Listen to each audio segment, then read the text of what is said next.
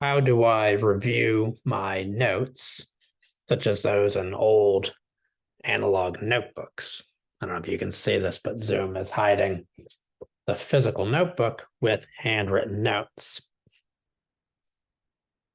You could, of course, reread the notebook and write tags or labels in the margin beside the notes to categorize each of them and so on into categories. You could say, oh, star for this one with a red pen or a blue. This is really important. So it's very relevant to the book I plan to write from this notebook. So you could do that. You could make one pass through the notebook, tagging the notes, and maybe a second before you actually write the book.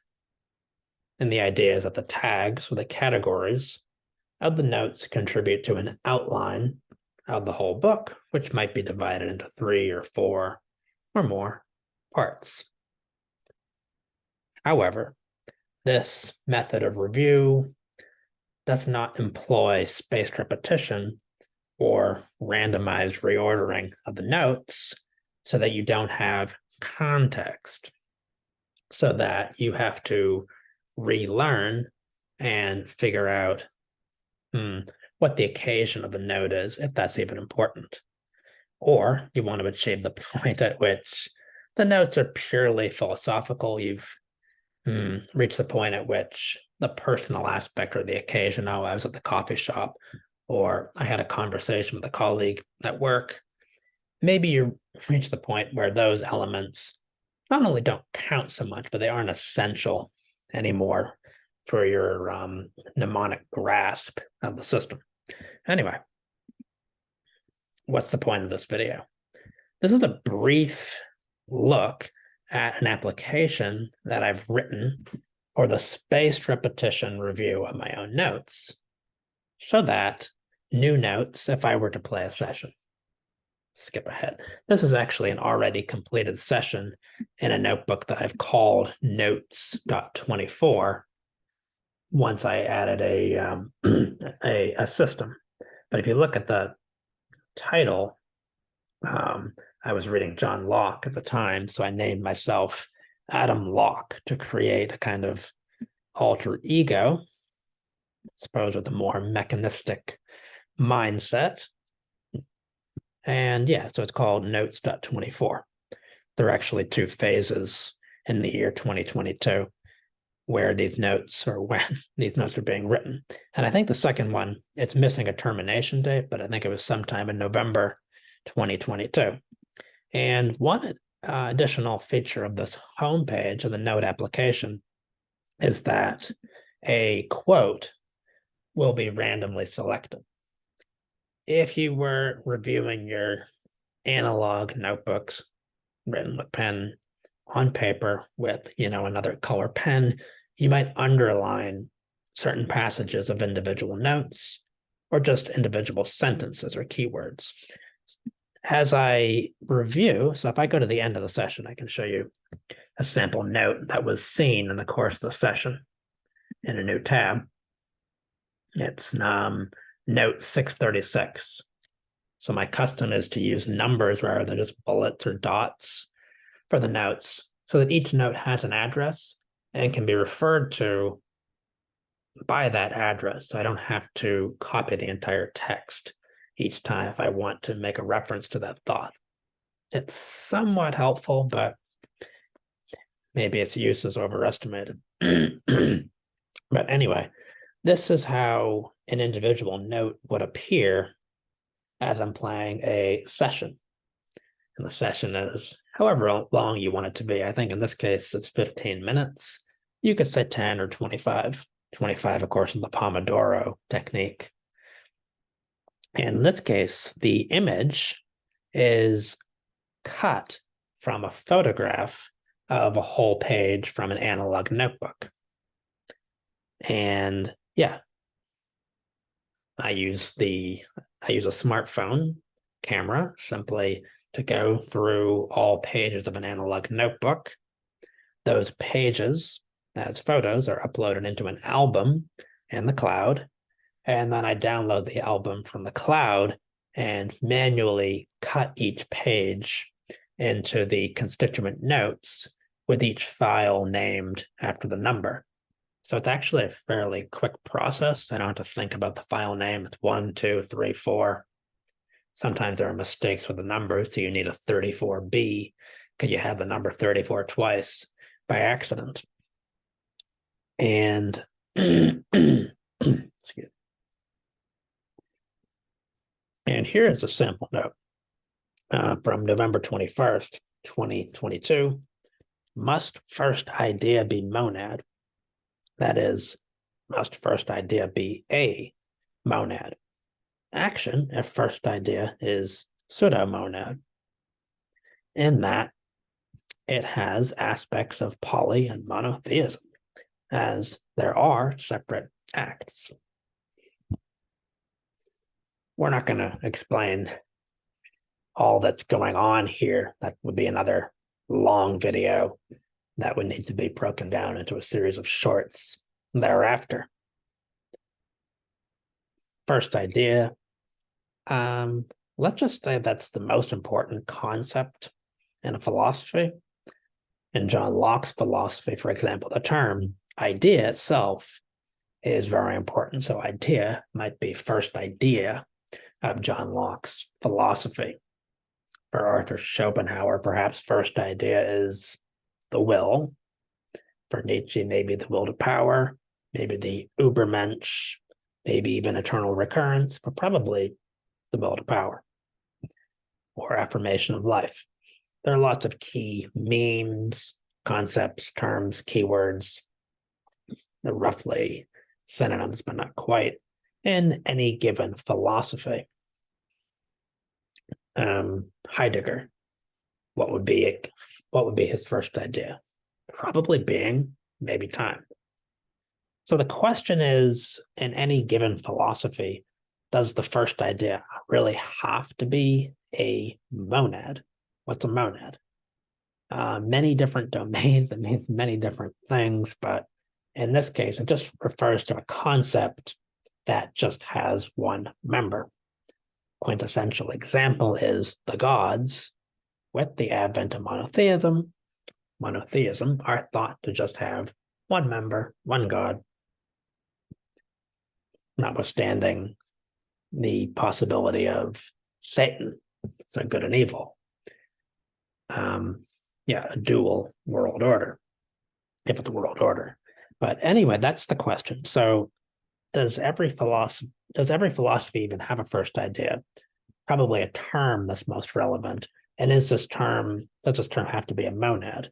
And the answer is that yes, for the most part, but it could be a hybrid concept that is said singularly, as though it's a monad, as though it's the only member of its concept or one of a kind. But in practice, I don't know why I say in theory and in practice antithesis, but the concept anyway can also be plural. For example, the revered concept science, usually said singularly, especially if you want to warn somebody that he's saying bad things, say that he's speaking or being unscientific, or that he's opposing the science, and so on. But science could also be physics or chemistry as a branch of science. So for this hybrid case where a concept can be invoked singularly, but also plurally, that is, the natural number of the concept could be one or it could be many, in which case it has a most valuable member that may be most valuable in terms of how much it's loved or adored, or it could be the most frequent use. The two aren't necessarily one-to-one. And so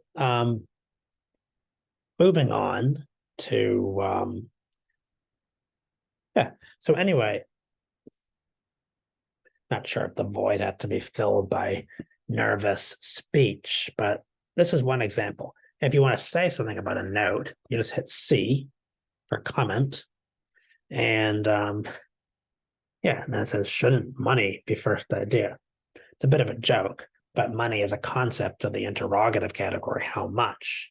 And if how much is the most important interrogative category, maybe a concept from that concept should be first idea. So there's a lot you can do if you want to quote or pick out one part of the note. In this case, I just copied the whole thing twice. You can hit Q to write a quote. It could be the whole thing or a subset. And at the end of the session, anyway, you can see the quotes that you've generated in that session, as well as the comments. And if you want, you can make a second pass through the notes, which are in this table called transactions, because they're additional impressions of those note images. And maybe in another video, I could go over how the data is actually generated. So if you would like to make a second pass, so you can look for, hey, I have some terms that I'm using. Am I thinking carefully about their interrogative categories? Why think carefully about the interrogative categories and the terms that you're employing to express your ideas or let your ideas express themselves through you? The reason is repetition and duplication. If I have 2 notebooks to review, I could think in the second notebook that I've said unique things or thoughts. I've written unique thoughts, but in fact, they're interrogatively equivalent. So I don't want to have too much inventory before the writing of a manuscript. I'd like to prune it rather than just read the notebook, categorize the notes so that the categories are sequenced into an outline and then write the book. I think that's kind of naive. You're missing spaced repetition. So you don't have deep relearning or deep review of the notes. And yeah, what else? We're always reach that point in these videos, but yeah, you want to pick out linguistic functions, like just a special case of, A is just a special case of B, so that A, a seemingly independent concept, actually a subclass of B, is subordinate to. So A is just a special case of B, establishes a power relationship, perhaps a surprising contract and force between the two. These are reminders for what you could do in the second pass. I don't have time to do all that right now, but that anyway is a long-winded answer to the question, how do I review my notes today? Towards, I think, the development of a system. It may be a system to criticize naive philosophies, and perhaps it merits the title of a philosophy, but I think it's more so like production, or like a studio produces movies, not necessarily tied to an individual film, or simply a way of criticism that has kind of abandoned the dream of producing a manifesto or some tome or naive world system and so on. We just want to evaluate the goodness and the badness of an attempt to write a system, say these are some principles to keep in mind to positively affirm, or these are some anti-patterns, things to avoid. Perhaps excessive use of spatial concepts to really express value. And I did want to say one more thing. I think we've overstayed our welcome as usual in this video. I don't know if anyone's watching this, etc. you can start with a notebook. And I think that would be the second method of writing in a kind of enome that I laid out earlier. The first method would be just picking up the pen and putting it to paper and writing in an almost inspired way without preparation, but things you've talked about with friends in your dormitory, perhaps, kind of the boarding school or the college way of going about it in a society of boys. That's historically the case. That would be the first writing method, naive manifesto. Number two, maybe due to some setback from the publication of the manifesto, you first write down your thoughts privately in a notebook. You want to prepare yourself a bit more for the big match. And then you go through the notes, you categorize them, you throw them into 3 or 4 categories, and you have a 4-part book. You don't select all of them, you rate them explicitly or implicitly with stars or numbers of exclamation points or just numbers. So that's an outline. And I would say that's the second method of writing. It involves some preparation, some scaffolding. And what will the third be? The third is where you give up on a thematic outline and you just write a book in chronological order, following the chronological order of the notebooks, and you select key notes in each of those notebooks and use them as prompts. You respond to the prompts and interpret the notes to draw out more of the meaning as you go forth. You're wondering, well, what did I think at all? Because you're struggling at this point to summarize your own thoughts, perhaps due to excess of inventory, perhaps also due to the difficulty of saying the thoughts in a way that's acceptable either to you, your conscience, or as you believe, due to persecution from the community, that you want to say things that are close to blasphemous, even if they're not really essential for your system, but you might mistake yourself as a kind of political prophet, when in fact the novelties of any that you have to share are more so syntactic, and that's about it when you boil them down to their essence. So that would be number 3. I've called that a collage, where you pick and choose notes from the notebooks and you just write books. You can write a book. So you have 5 notebooks. Okay, you have 5 parts. Name the parts after each notebook or album. And you select key naive thoughts, maybe even a poem here and there. Then you interpret it. You're both the producer and the critic, or you're both the poet and the critic in this method of writing. The downfall, one of the shortcomings of this method of writing, which is why we have a 4th method coming, is that you, unlike a mathematician, you're not really defining your terms. You're overly obsessed with the flow of the sentence, not to mention the flow of sound to sound. So you're not picking out key terms and asking, well, what does this word being really mean? This term reality, how will you actually fix it and indicate that, hey, reality is not necessarily a standalone concept. It's paired with not only illusion, a necessary opposite, but it's also a byproduct of the operation distinguishing, not to mention ranking, valuing, and devaluing, and so on.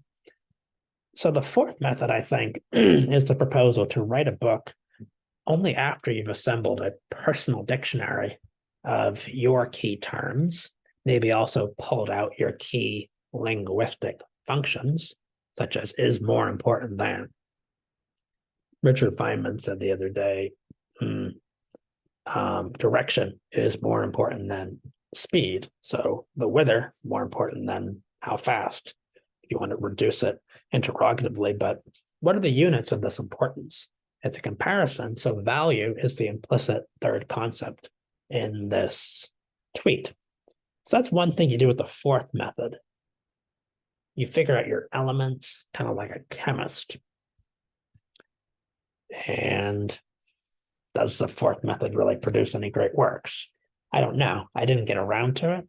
But the fifth method of writing a manuscript is to do a pre-processing phase where you review a great number of your notes in a process of spaced repetition. Why? So that you get third and fourth impressions, not just first and second. You have a deeper appreciation of the essential structure of the notes, what they're really trying to say. You spot equivalent notes with higher frequency as you do this activity. You also normalize your responses to similar but not the same notes. So you develop this machinery like interrogative criticism, saying, oh, well, this is a where, this is a how much. So they're equivalent thoughts. You also tightly consider the concepts that are invoked as singletons or as monads. So you engage deeply in numerical criticism, and you start to think, well, if I have a term, how important is its definition or definitions? I also have its interrogative genesis, its number or its number type. Is it a monad or is it a poly concept or kind of a hybrid with a main member, but other branded members of less importance because they have names? And this is an example of the process. Its application is the fifth method of preparation for a book. The first method of preparation was just no preparation. So ideally, we would take something from each of the five methods and maybe come up with a sixth, or maybe just do something entirely different. Long answer to how do I review my notes today? Is it a great system? No, probably not, because it generates a lot more inventory in the comments. And this application, as you can see, if I go to individual note, you can't actually pick out the terms or the linguistic functions. So there's some more work to do. But it has achieved, for the most part, the normalization of how I respond to a note as though it's a request, so that if I were to write some artificial intelligence, I could write a processor between the seemingly myriad different requests and the responses. I want to have a few standard responses so that I can answer the question, how do I think? What do I think? What does this person think? What's the limit to distinct, interesting thoughts he could achieve in his lifetime, given his genetic code? And then we're done with philosophy. Great. You can focus on other things like making money. Talk to you later.